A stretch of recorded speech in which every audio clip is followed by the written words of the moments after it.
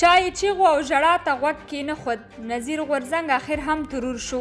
دا چې هغه څوک و چا ورته دسیسې جوړولې او نږدې ملګري یې څه وایي په دغه ویډیو کې وګورئ او مینه ټي وي چینل هم سبسکرایب کړئ.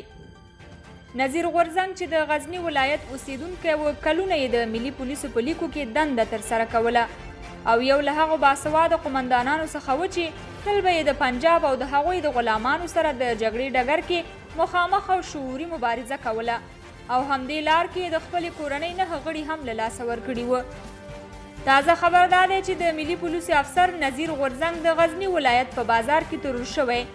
امنیتي سرچینې وایي چې غورځنګ له یو څه وخت رادېخوا د کورنۍ چارو وزارت له لوري د یاد وزارت د دوهمې امنیتي حوزې د امیر په توګه ګمارل شوی و، خو د امنیه قمندان چې د طالبانو سره یارانه لرله د هغه له لوري ورته د کار اجازه نه ورکول کېده.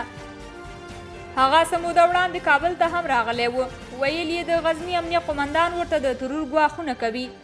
همدې لپاره یې ډېرې دروازې وټکولې خو چا یې غږ وانه اورېده او بالاخره دښمن خپل کار وکړ. د ملي اردو سرتیري باقي کټوازی چې د غورځنګ ملګری ولیکلي: ای بې غیرته پښتنو، زموږ مشران اخر ولې مو غورځنګ را شهید کوه؟ غورځنګ په شهادت کې وزیر داخله او غزني امنیه قمندان لاس لري. دومره څوک شته چې غزني امنیه قمندان محکمې ته راکش کړي چې پرون یې غورځنګ ته اخطار ورکړی و. زه ثبوت هر شی لرم. د نظیر غورځنګ ترور د ډېر شمېر هیوادوالو سخته غوسه راپارولې. وایي د حکومت مشرانو او د امنیتي ادارو مشران د هیوادوالو او خپلو افسرانو کیسه کې نه دي او لکه یو بې ارزښته څیز له منځه وړل کېږي.